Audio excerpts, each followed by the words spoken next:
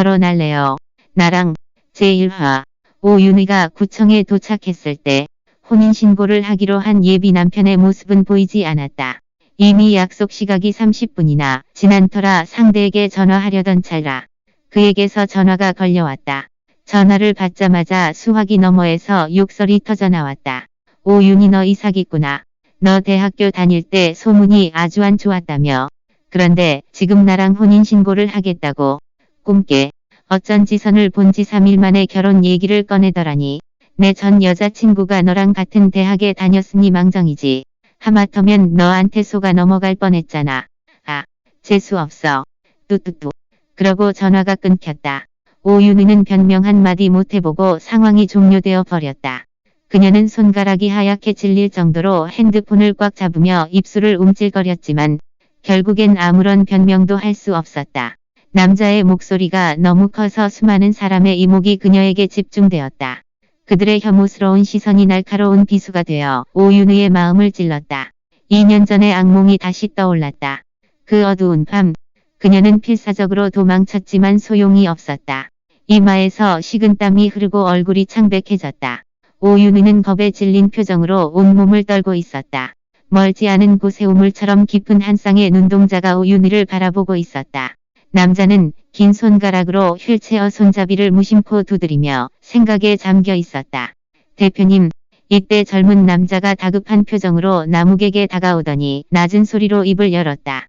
이은정 씨께서 차가 많이 막힌다고 1시간 정도 늦게 오신다고 하셨습니다.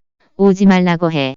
남욱은 차가운 시선을 여전히 오윤희에게 고정한 채 담담히 말했다. 난 일부러 약속 시각에 늦는 여자는 질색이니까. 하지만 수행비서로 보이는 젊은 남자가 난감한 표정을 지었다. 어르신께서 자꾸 재촉하시잖아요. 그의 말을 가볍게 무시한 남욱은 휠체어 전동 버튼을 누르더니 오윤희에게 다가갔다. 저기, 저랑 결혼할래요. 그의 차가운 목소리가 어둠의 끝자락에서 방황하던 오윤희를 현실로 이끌었다. 고개를 든 오윤희는 잠시 멍한 표정을 지었다. 언제 온 건지. 휠체어를 탄 남자가 그녀의 앞에 다가와 있었다. 그는 숨막히게 완벽한 얼굴을 가지고 있었다. 깔끔한 눈썹과 별을 닮은 눈동자. 흠잡을 데 하나 없이 정교한 오관과 얼굴 라인을 가진 남자였다. 심플한 디자인의 하얀 셔츠는 얼핏 보기에도 고가의 제품이었는데 그의 완벽한 몸매를 더욱 돋보이게 하고 있었다. 휠체어를 타고 있기는 했지만 우아하면서도 차가운 분위기를 풍기는 남자였다.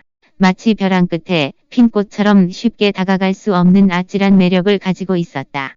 오윤희는 순간 넋을 잃고 남자를 바라보았다. 그녀는 남자가 재차 물어서야 정신을 차리고 되물었다. 뭐라고요? 아까 통화하시는 거 들었어요. 결혼이 많이 급하신가 봐요. 그 말에 오윤희는 숨이 턱 막히면서 다시 비참한 기분이 들었다. 이것도 인연이네요.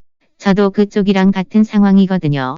오윤희가 미처 대답하기도 전에 남자가 담담히 말을 이었다. 너무 담담해서 전혀 인생의 큰일에 대해 의논하는 게 아니라 사업 얘기를 하는 것 같았다. 그러니까 우리는 서로 필요에 의한 계약을 하는 건데 안 될 건 없잖아요. 그제야 오윤희는 상황이 조금 이해가 됐다.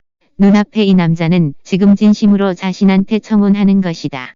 하지만 오늘 처음 만났는데 너무 황당한 짓 아닌가. 저기 선생님. 우린 서로 모르는 사이잖아요. 이건 좀 너무 성급한 결정 같아요. 그쪽이 선봐서 만난 남자들도 서로 모르는 사이였잖아요. 남자의 담담하면서도 정곡을 찌르는 말에 오윤희는 순간 말문이 막혔다. 아, 알겠어요. 혹시 제가 장애가 있어서 싫으신 건가요? 당연히 아니죠. 오윤희는 곧장 부인했다. 하지만 남자의 야릇한 눈빛을 마주하고 나니 왠지 이 남자의 덫에 걸린 것 같은 기분이 들었다. 저기요. 남자는 양손을 교차해서 긴 다리에 걸쳐 누우며 뜨거운 눈빛으로 오윤희를 바라보았다. 저는 그쪽이 지금 급히 결혼 상대가 필요하다고 생각해요. 그런데 이런 기회를 놓치면 다음 기회가 언제 생길지 누가 알아요. 오윤희는 거의 설득당하고 있었다. 그녀는 진짜 결혼 상대가 필요했다. 더 자세히 말하자면 SCT 호적을 가진 결혼 상대가 필요했다. 그래야 현지 의료보험에 가입할 수 있고 엄마의 치료 비용을 감당할 수 있을 테니까. 그녀는 휠체어를 탄 남자를 한참이나 바라보다가 겨우 한마디 내뱉었다. 그쪽은 SCT 사람인가요? 남자가 입가에 미소를 띠며 답했다. 그래요. 오윤희는 말없이 호적 등본을 꽉 움켜쥐었다. 비록 눈앞에 이 남자가 장애가 있기는 하지만 외모든 매너든 그녀가 예전에 만났던 그 이상한 남자들에 비하면 수백 배 나았다. 오윤희, 너 지난 3개월 동안 줄곧 이른 시일 내에 결혼할 수 있는 현지인을 찾고 있었잖아. 그 사람과 결혼하고 현지 거주권을 가지려고. 지금 눈앞에 기회가 왔는데 뭘 꾸물거리고 있어. 마음이 너무 복잡했지만 결국 오윤희는 입술을 깨물며 마지막 남은 불안감을 떨쳐버리기 위해 했었다. 그러던 그녀가 갑자기 고개를 들며 입을 열었다.